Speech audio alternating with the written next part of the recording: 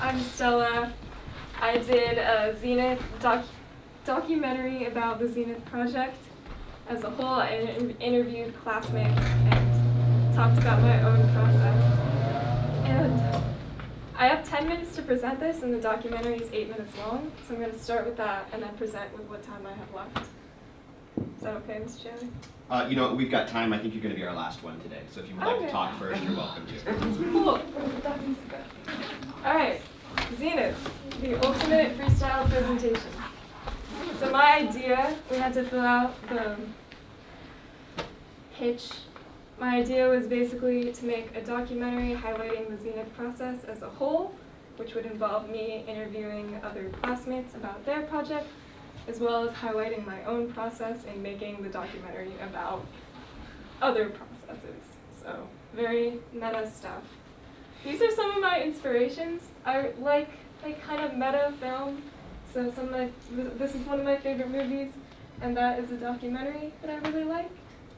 And adaptation is something that Mr. Taylor talks about senior year, so you'll hear about that.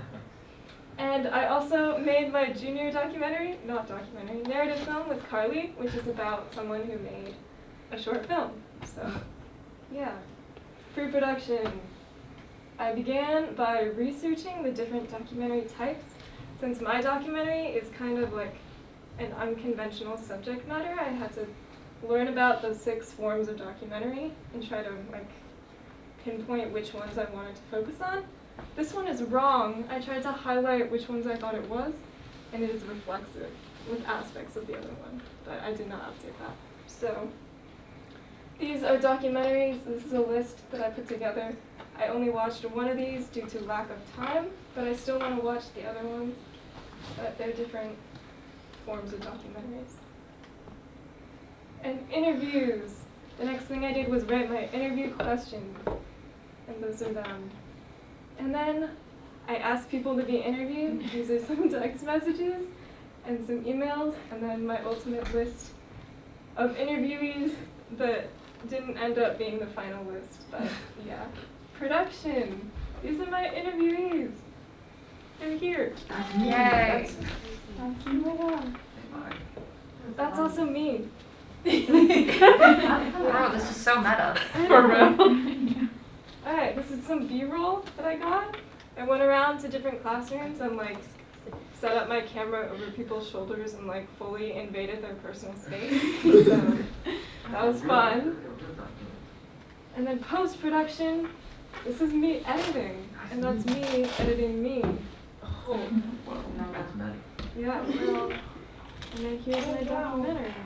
I don't know how to play it. Right, I'm gonna sit down.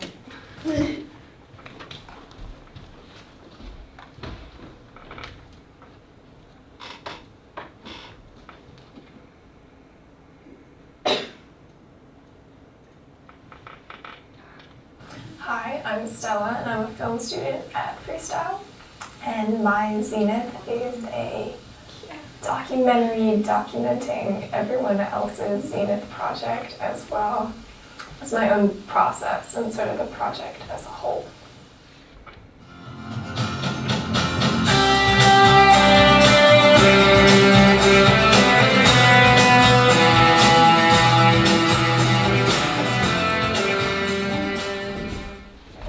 With a lot of different people about their Zenith projects, and that was actually my favorite part about this project. I got to talk to people not just in film, but in design and animation.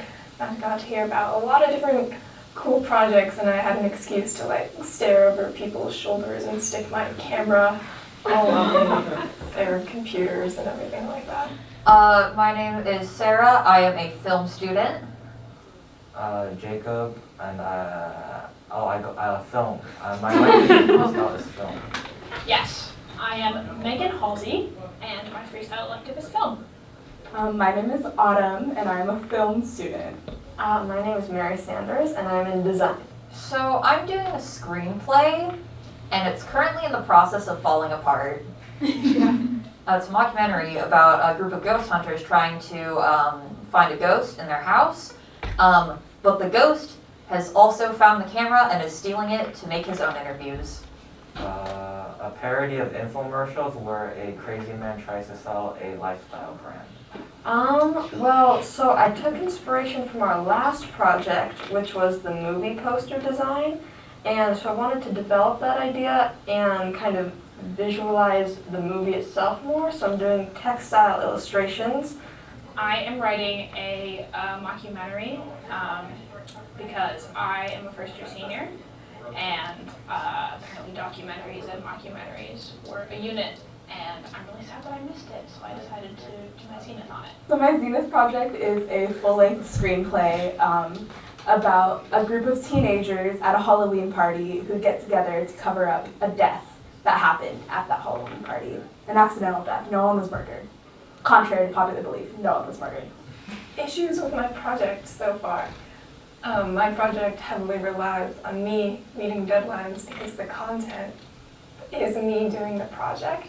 So if I don't do the project, I don't have any content for my project, and then I can't do the project. So there's like a big wheel of like, if one thing goes wrong, everything goes wrong sort of thing.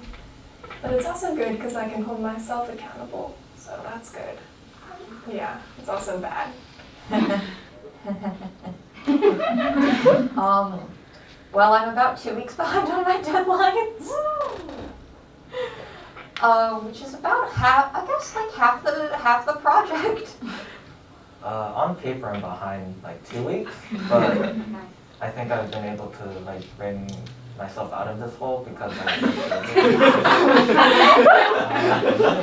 worried about my filming.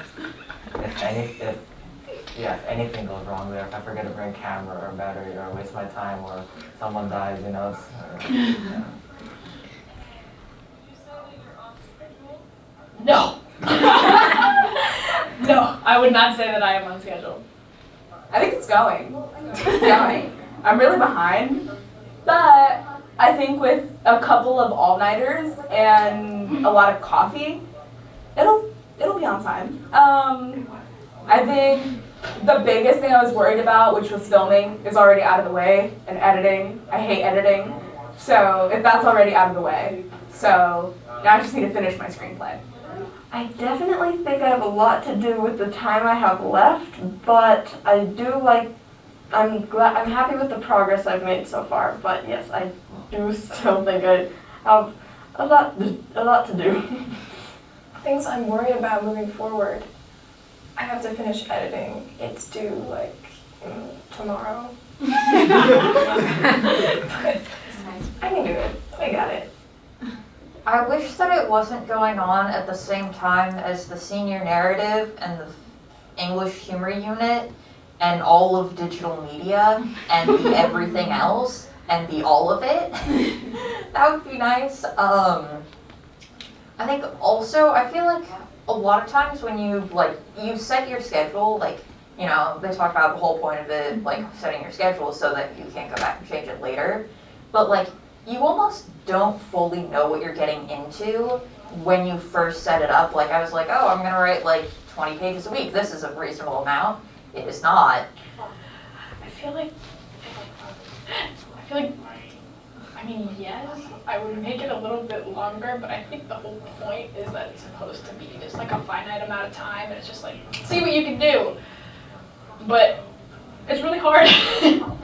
In the initial stages, I would have liked a little bit more help with just planning how everything would go and just kind of like looking at the amount of time I have realistically.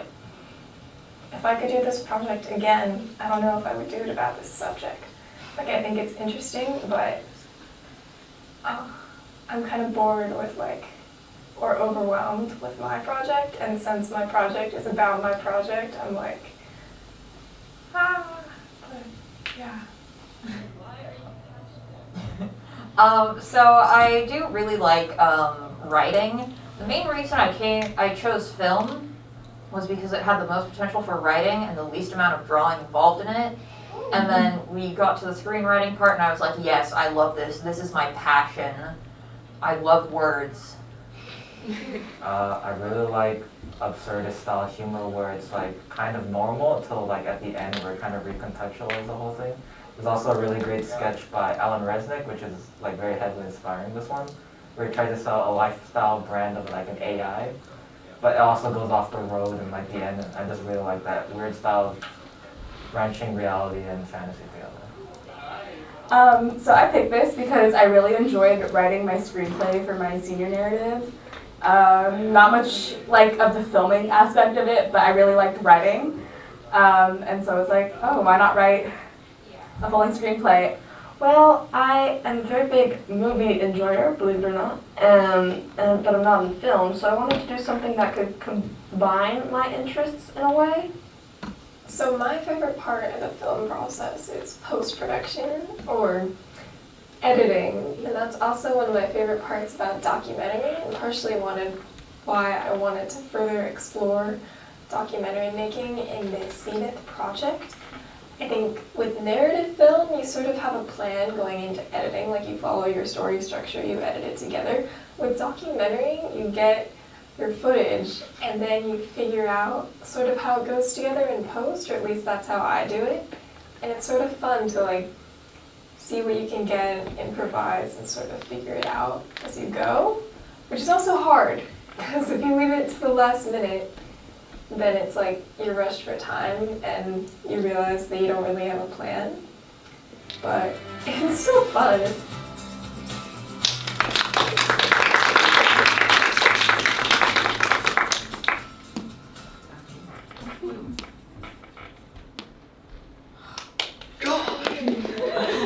Let's go, Josh!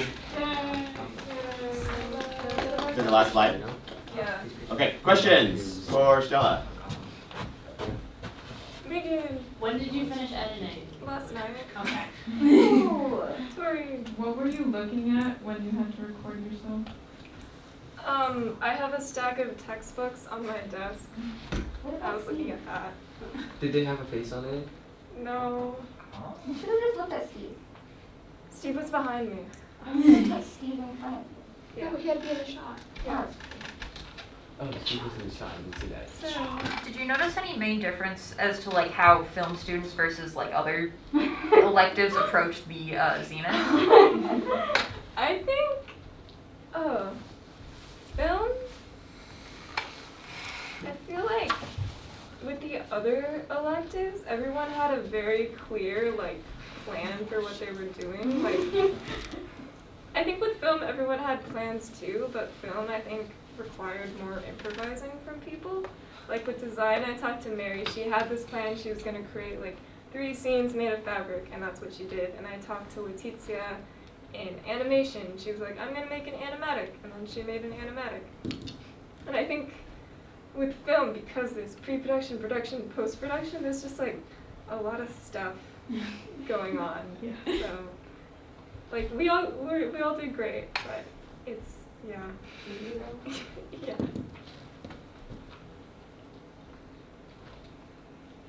Other questions?